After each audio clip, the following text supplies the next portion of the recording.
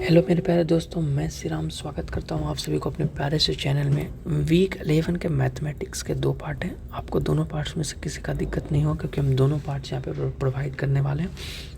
हो सकता है कि आपका इधर पार्ट 1 पार्ट 2 से क्वेश्चन आए, या mix of part 1 and part 2 भी क्वेश्चन हो सकता है। जनरली सबसे पहले आपका अप्रोच ये रहना चाहिए कि आप खुद से सॉल्व करेंगे मैथमेटिक्स को, एंड देन आपका जो भी आंसर आएगा एक वाइट शीट पेपर पे लिख लीजिए, फिजिकली सॉल्व कीजिए, क्योंकि आपको डिग्री को फिजिकली प्रूव करना है ना। आप इस डिग्री के स्किल को ऑनलाइन यूज़ नहीं करने वाले, फिजिकली कंपनी के लिए जाएंगे, तो अब आपको सीरियस होना पड़ेगा। उसके बाद आप डायरेक्टली यहाँ पे आइए और सबसे पहले आप आंसर वेरीफाई कीजिए। आंसर वेरीफाई करने के बाद आपको देखना है कि कौन कौन सा मेरे को गलत हुआ है, फिर आपको उस क्वेश्चन के डिटेल सॉल्यूशन को देखना है। इस तरह से आप अपने उस टाइम भी बचा पा रहे होंगे और करेक्ट अप्रोच के साथ इस PDF का यूज कर रहे होंगे। तो यहाँ पे undirected graph G has 22 vertices and the degree of each vertex is at least 2. What is the minimum number of edges that can graph G can have? तो कहीं ना कहीं सिंपल सा बात है कि हम लोग ये तो जानते हैं कि sum of the degree of all the vertices is twice the number of edges in the graph, है ना। इसमें कोई दिक्कत नहीं है, एक थियोरेटिकल नॉलेज है।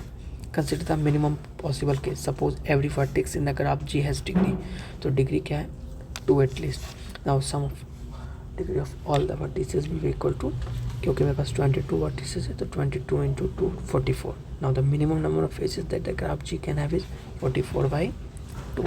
जितने number of edges, minimum number of edge होगा वो क्या होगा, वो असल में नंबर ऑफ वर्टेक्सेस है ना। मिनिमम नंबर ऑफ वर्टेक्स 2 से कहीं ना कहीं रिलेट करता है, ठीक है। If G is connected undirected graph says that every vertex is at degree at most k, ठीक है। तो आप अच्छे से सॉल्यूशन देख लेना। यहाँ पर मैट्रिक्स, और मैट्रिक्स से कहीं कहीं आपको DSA की तरफ ऐड करेगा, है ना, लॉजिक बिल्डिंग पे, कैसे आप कॉम्प्लेक्स प्रॉब्लम को सॉल्व करने वाले हैं। और अगर आपको डिटेल एक्सप्लेनेशन भी जो चाहिए तो उसके लिए भी आप बात कर सकते हैं। We would love to help you through that. Suppose G is a graph with 6 vertices. यहाँ पर देखो 0 1 2 3 4 5 and the adjacency matrix of the graph G is A। तो आपको दे दिया है which of the following statement is true।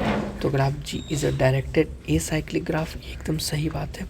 From vertex 4 every other vertex is reachable, ये कैसे पता चलेगा? सबसे पहले आपको इसका पिक्टोरियल रिप्रेजेंटेशन बनाना पड़ेगा। उसके बाद कहीं ना कहीं आप बता सकते हैं कि ये कौन सा सही है कौन सा गलत है।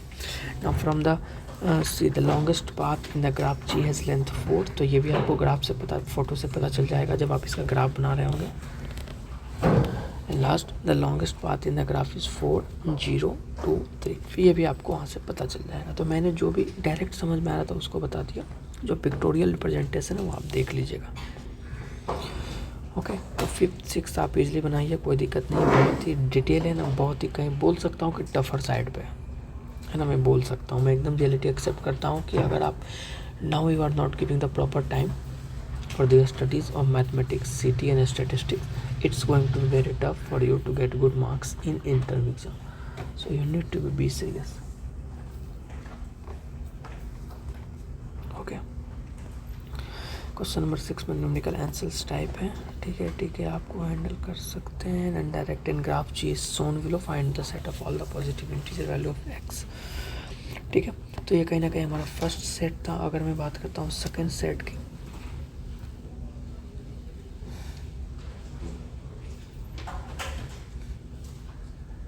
ठीक है, तो सेकंड सेट का भी मैं आपको PDF प्रोवाइड कर दूंगा दोस्तों। आशा करूँगा जो ये वीडियो है, जिस तरह से मैं आपको रिसोर्सेज प्रोवाइड करने में सही लगे।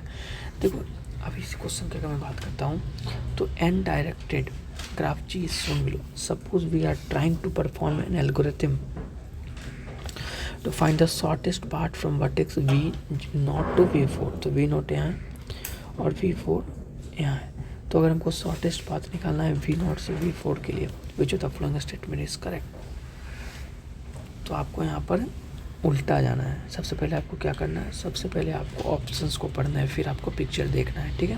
तो ऑप्शन हमको ये बताता है कि Dijkstra's algorithm can be used to find the shortest path from V0 to V4। shortest path from V0 to V4 because there are negative weighted edges.